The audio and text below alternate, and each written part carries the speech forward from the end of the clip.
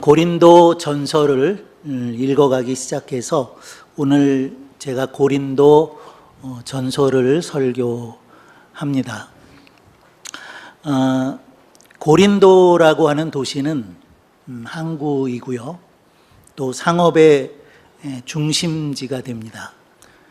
그 얘기는 부유하다는 얘기고요, 또 부유하다는 말은 자연스럽게 그 도시가 마치 소돔 고모라 성과 같은 그런 분위기가 있다는 것을 말씀해 주고 있습니다.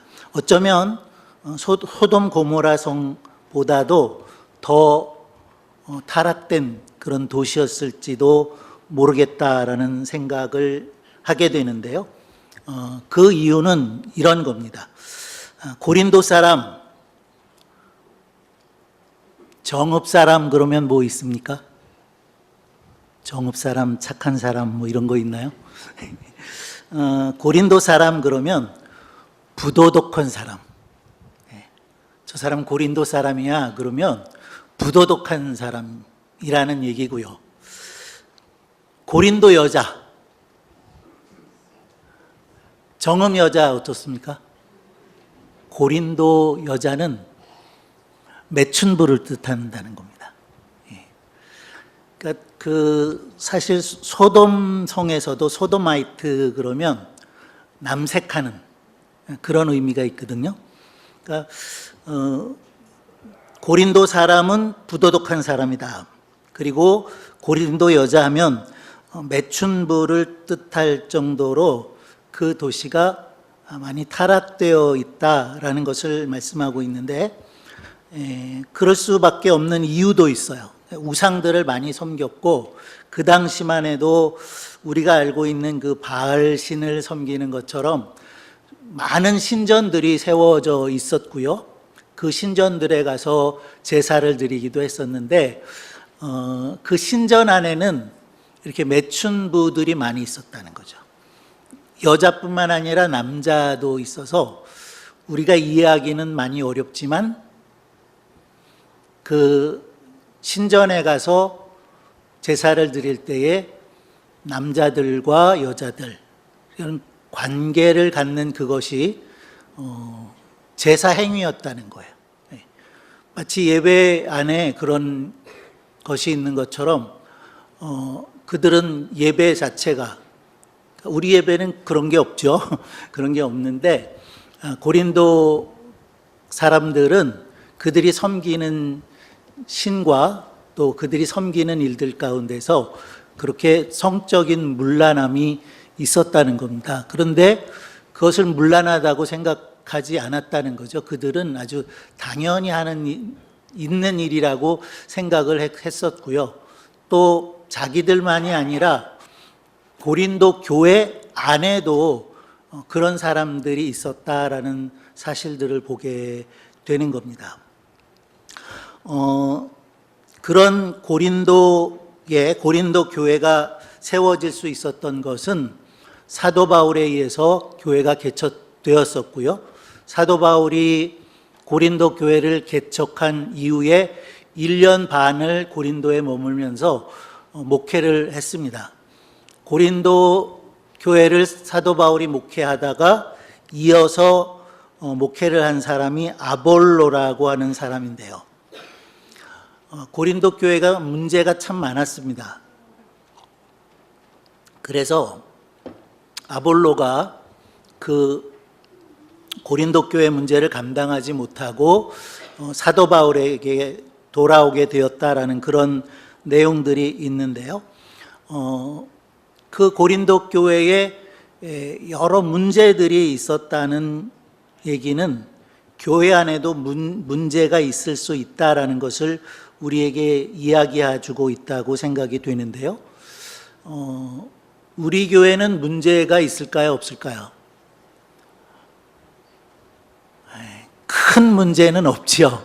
그러나 많은 사람들이 모여 있기 때문에 문제가 없을 수는 없습니다. 교회라고 해서, 교회는 예수 그리스도를 구주로 믿는 사람들의 모임이고, 그래서 신앙의 공동체고 사랑의 공동체라고 우리가 말하지만 그래도 문제가 없을 수 없다라는 거죠. 어느 교회든지 문제는 있을 수가 있다라는 것이고요. 오히려 더 많은 문제가 있을 수도 있고, 오늘 말씀을 읽다 보면 믿지 않는 세상 사람들보다 더 못한 일을 하고 있다라고 고린도 교회를 말하고 있는 것을 볼 수가 있습니다. 오늘도 어쩌면 우리들을 향해서 믿지 않는 사람들이 믿는 사람들이 더하다, 믿는 사람이니까 다르다가 아니라 믿는 사람들이 더하더라, 이런 말을 들을 수도 있는 것처럼 고린도 교회가 그러했다는 겁니다. 16장에 이르기까지 여러 고린도 교회가 안고 있는 문제들을 우리가 볼 수가 있는데요. 이 시간에는 네 가지의 문제를 함께 생각을 해보려고 합니다. 고린도 교회 안에 있었던 네 가지의 문제들, 그 중에 첫째가 교회 안에 분쟁이 있었다는 거예요. 교회 안에서 파벌이 나누어졌고, 그리고 그들이 서로 갈등하고 시기하고 싸우는 그런 일들이 있었다라는 사실을 말하고 있는데요. 교회 안에 여러 파벌이 있었습니다. 그래서 바울파, 베드로파, 그리고 아볼로파, 심지어는 그리스도파까지 있었다는 거예요. 이렇게 여러 파들이 나뉘어서 그들 안에 서로 다툼이 있었다는 거죠. 요즘으로 말하면 바사모 뭐죠? 바울을 사모하는 모임. 또 아사모도 있죠. 아볼로를 사모하는 모임. 그리고 게사모, 게바, 그죠? 그리고 그사모, 그리스도를 사모하는 모임, 이런 파벌이 있을 수 있었다라는 거예요. 처음 교회였던 예루살렘 교회를 봐도 그 안에 갈등이 있었다는 것을 얘기하고 있는데요. 그 안에 무슨 파가 있었냐면 헬라파가 있었고 히브리파가 있었습니다.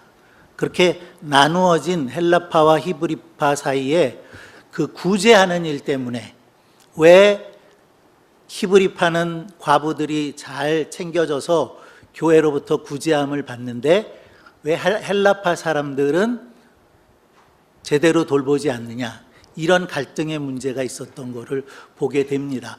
파벌이 있으면 이런 문제들이 생기게 되고 서로 다툼이 있게 된다는 거죠.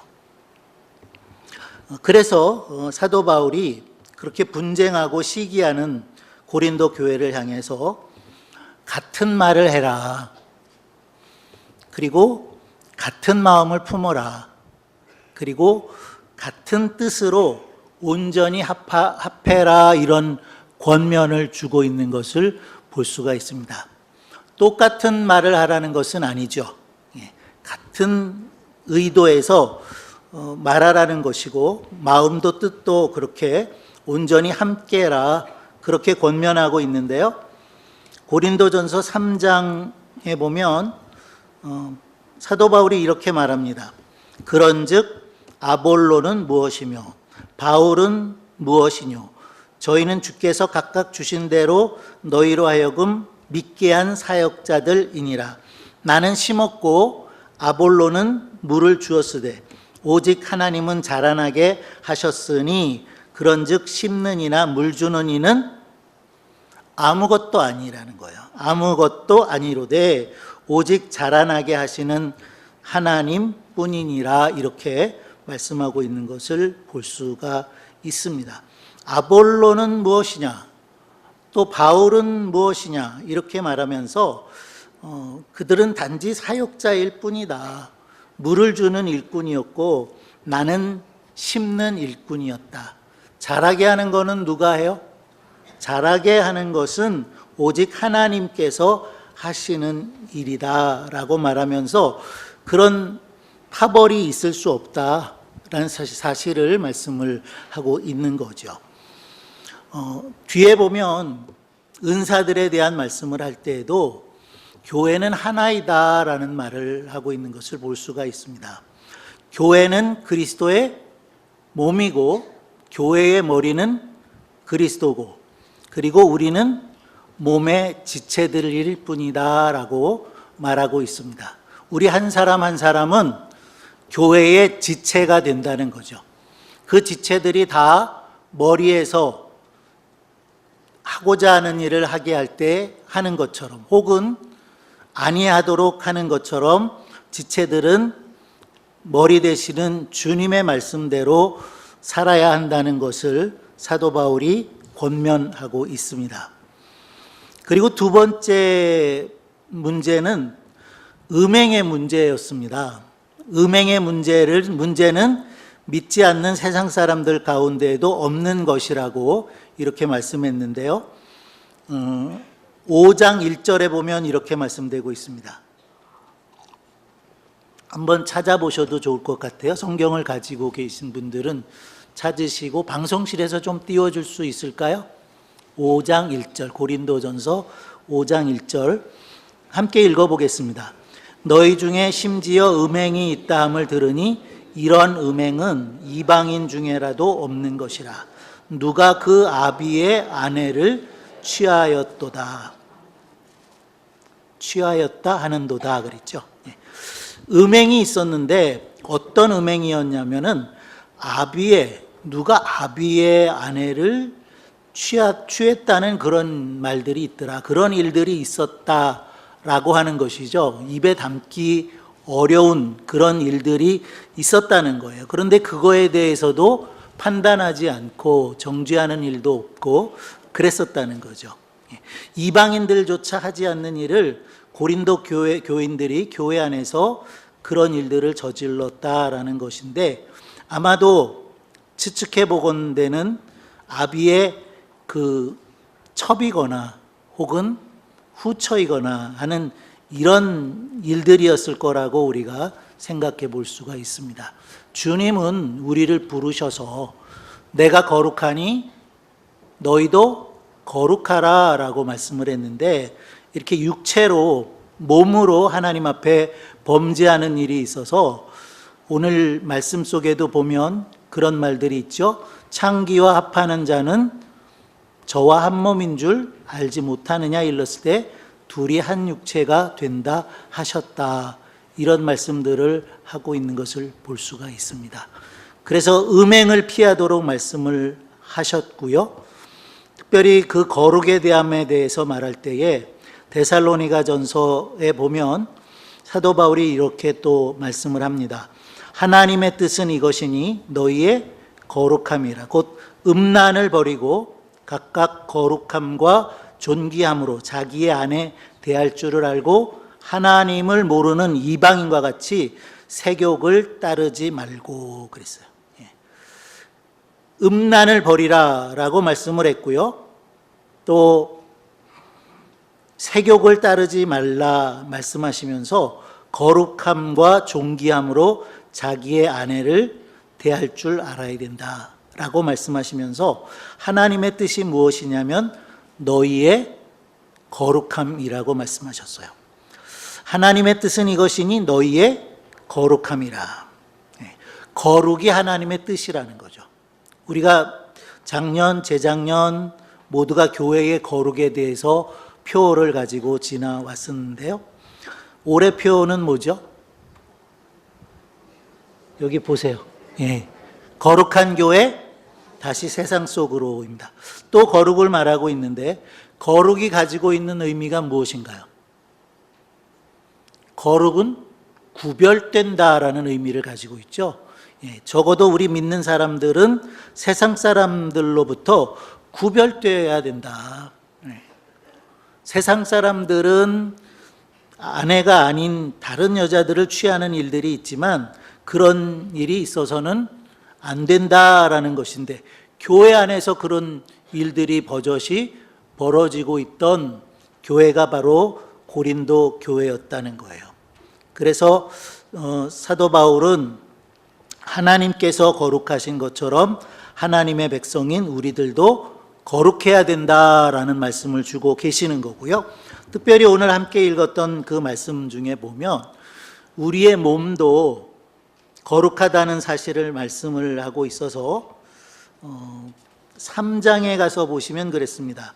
너희가 하나님의 성전인 것과 하나님의 성령이 너희 안에 거하시는 것을 알지 못하느냐.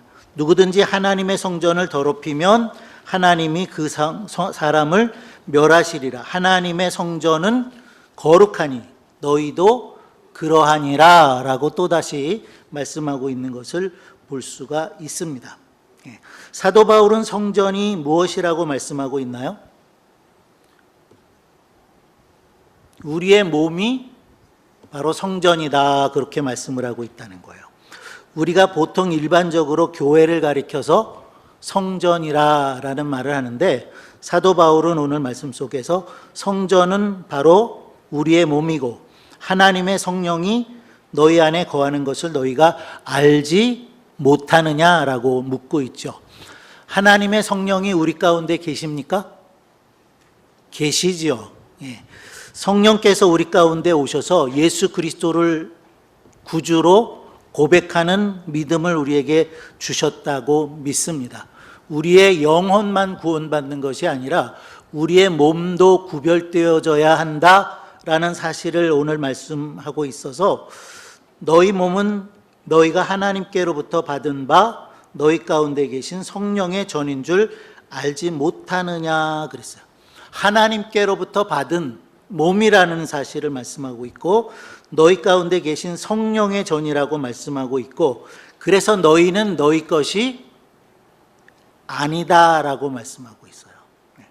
우리의 이 몸 누구 겁니까? 내 겁니까? 누구 거예요? 하나님의 거라는 거예요. 내 마음대로 할 수 있나요? 내 마음대로 할 수 있는 게 아니라는 사실을 말씀하고 있고 그래서 너희 몸으로도 하나님께 영광을 돌리라 그렇게 말씀을 하고 있는데요. 우리의 몸이 우리의 것이 아닌 이유 두 가지가 있다라고 생각이 됩니다. 오늘도 그렇게 말씀을 했는데 첫째는 하나님께서 창조하셨기 때문이죠. 하나님이 만드셨어요.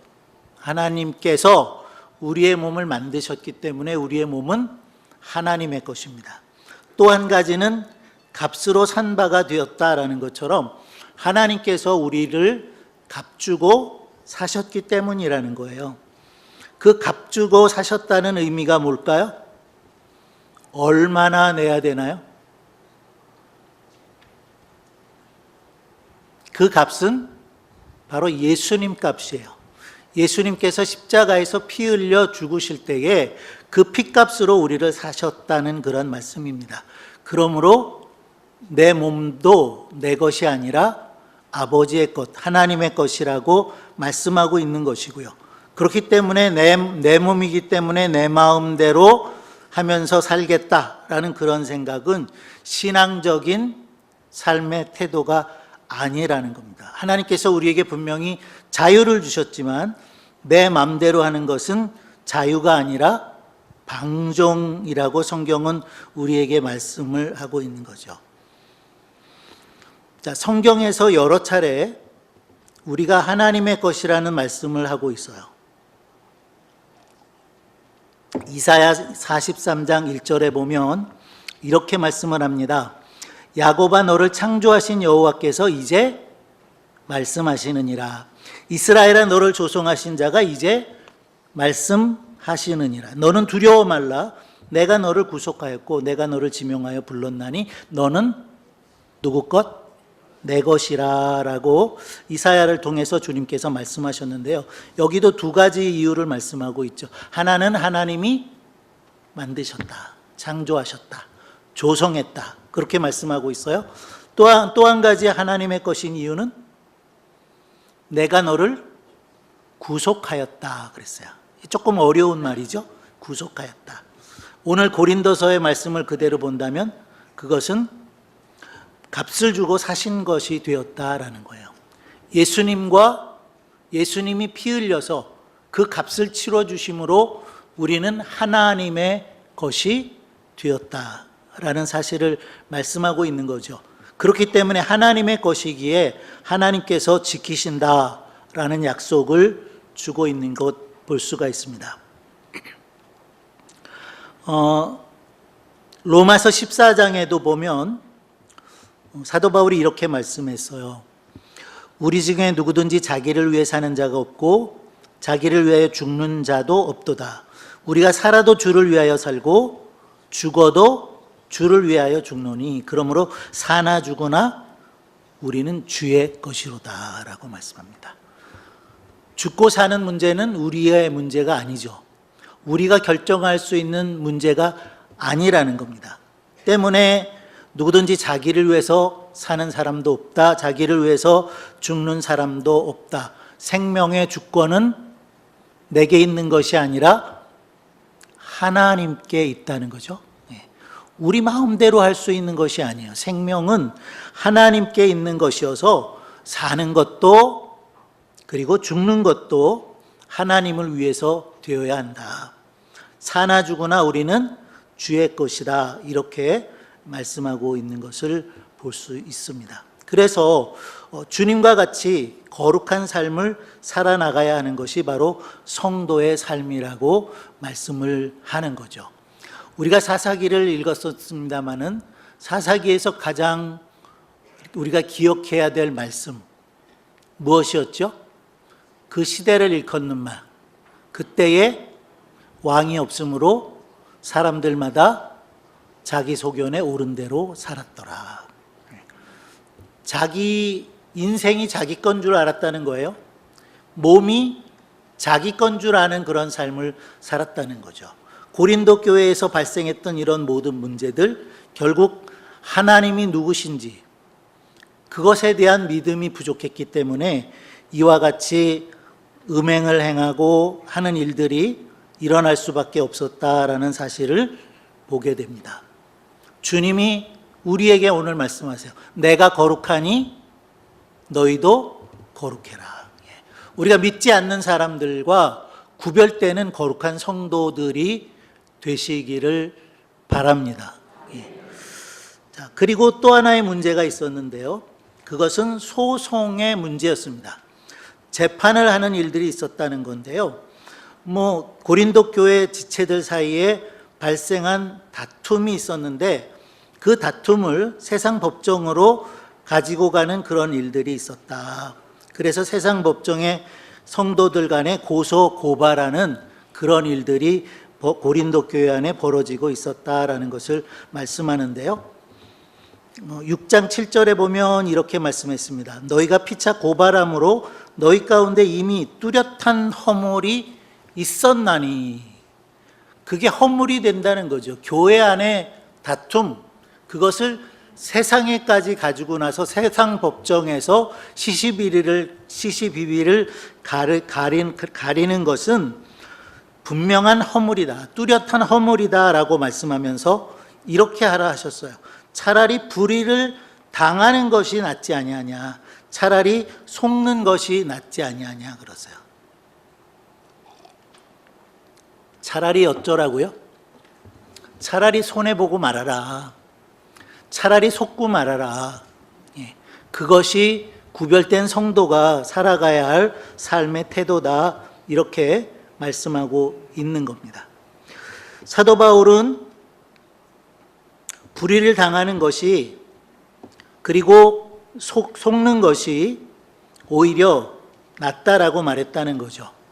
오늘 우리 가운데 그런 일은 없습니다마는 오늘날 우리 한국 교회를 생각해 보면 이렇게 세상 재판에 나가서 그 옳고 그름을 가리는 일들이 참 많이 있다는 것을 보게 됩니다.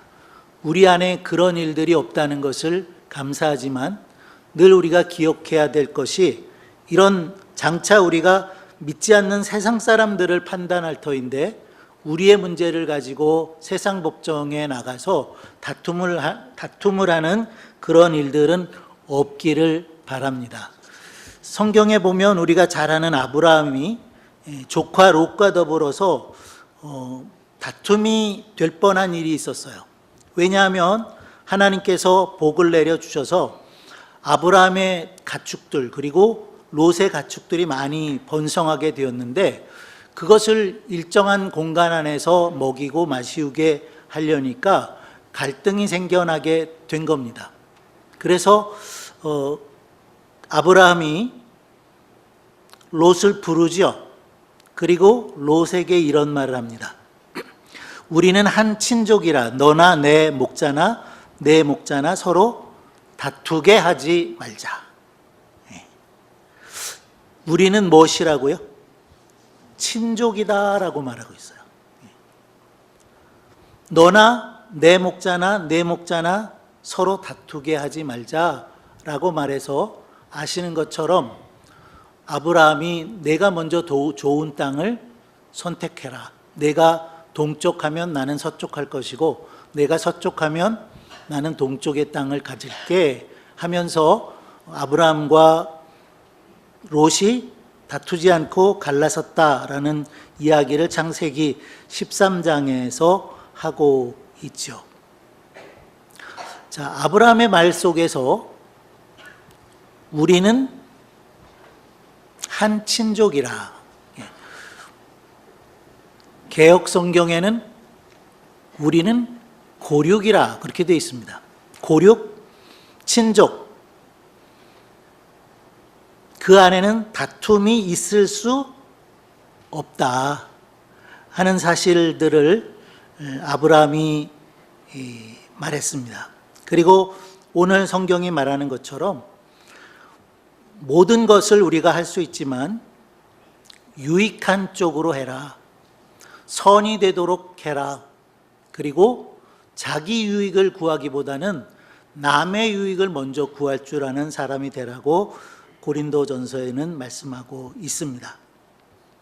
자, 마지막 그 고린도 교회가 안고 있었던 문제는 우상의 제물을 먹어야 할지 말아야 할지 이런 문제였습니다. 물론 더 많은 문제가 있습니다. 앞으로 더 이야기하게 될 텐데 우상의 제물을 먹어야 되는가 먹지 말아야 되는가 하는 문제가 있었다는 거죠.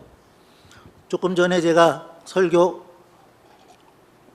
예배 올라오기 전에 우리 장로님들하고 잠깐 얘기했는데 개고기를 먹어야 되는지 안 먹어야 되는지 얘기하고 올라왔습니다.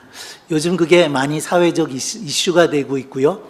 마치 개고기를 먹으면 야만인인 것처럼 그렇게 이야기되고 있는 것을 볼 수가 있는데요. 먹어야 되나 안 먹어야 되나 말씀드리려는 것이 아니고 고린도전서가 이야기하고 있는 것은 우상의 제물을 먹어야 되느냐 먹지 말아야 되느냐 하는 문제를 이야기하고 있다는 거예요. 자, 그것이 문제가 된 이유는 시장에서 팔리고 있는 모든 고기가 먼저 우상 앞에 들여졌다가 시장에 나오기 때문이라는 거예요. 그래서 믿음이 연약한 자들은 그것을 먹기가 꺼려지는 거죠. 옆집에서 고사를 지냈어요. 그리고 우리 오늘 고사했습니다. 떡 가져왔어요. 드실랍니까? 안 드실랍니까? 드실 수 있고 드시지 않을 수 있어요. 드시지 못할 수도 있어요. 그죠? 바울이 얘기한 것은 모든 것은 감사함으로 받으면 버릴 것이 없다라고 말합니다. 바울은 먹을 수 있다는 거죠. 그런데 바울이 하는 말은 무엇인가 하면 만약에 믿음이 약해서 그것을 먹기를 꺼려하는 사람이 있다 한다면 나는 영원토록 고기를 먹지 않겠다. 그 우상 앞에 드려졌던 음식은 먹지 않겠다. 이렇게 말하고 있다는 거예요. 자기의 유익을 구하기보다는 연약한 사람의 유익을 구하는 삶을 살겠다라는 거죠. 어떻게 살 것이냐, 무엇이 될 것인가 보다 중요한 것은 어떻게 살 것인가가 중요한 거죠. 우리가 어떻게 살아야 되는 겁니까? 삶의 제일 되는 목적을 우리는 무엇이라고 정의하죠? 우리가 살아가는 이유는 하나님을 영화롭게 하며 영원토록 그를 즐거워하는 것이다 라고 우리는 고백합니다. 한번 옆 사람에게 고백해 보세요. 하나님을 영화롭게 하는 것입니다. 예. 그래서 오늘 사도 바울이 강조하면서 말하는 게 뭐예요? 너희의 몸을 하나님 앞에 영광을 돌려드리는 몸이 되게 해라. 그런즉 너희 몸으로 하나님께 영광을 돌리라. 그렇게 말씀을 하고 있습니다. 고린도전서 10장 31절에 가서 보면 이런 말씀을 합니다. 모든 것이 가하나 모든 것이 유익한 게 아니다. 모든 것이 가하지만 모든 것이 덕을 세우는 것도 아니다. 어찌하라는 겁니까? 그래서 먹든지 마시든지 하나님의 영광을 위해서 하라. 우리가 하나님을 영화롭게 하는 삶을 살아가야 한다는 그 이유가 바로 고린도전서 10장 31절에 있는 거예요. 너희가 막 먹든지 마시든지 무엇을 하든지 다 하나님의 영광을 위해서 하라. 그것이 우리 인생의 목적이 되기를 바랍니다. 목표가 있을 수 있고 목적이 있을 수가 있겠는데요. 우리 인생의 목적은 영원토록 하나님을 영화롭게 하며 그로 즐거워하는 것이다 라는 것 다시 마음에 새기고 우리의 남은 생애를 우리의 몸을 통해서 우리의 삶을 통해서 하나님께 영광 돌려드리기를 바랍니다. 로마서 12장 1절 2절에 보면 그랬죠. 너희 몸을 거룩한 산 제사로 드리라. 우리의 몸을 주님께 드리는, 우리의 몸이 내 것이 아니라 그리스도의 것, 하나님의 것인 줄 알아서 우리의 몸을 통해서 영광을 돌려드리는 우리 모든 성도들 되시기 바랍니다. 기도하겠습니다. 하나님 아버지 은혜를 감사합니다.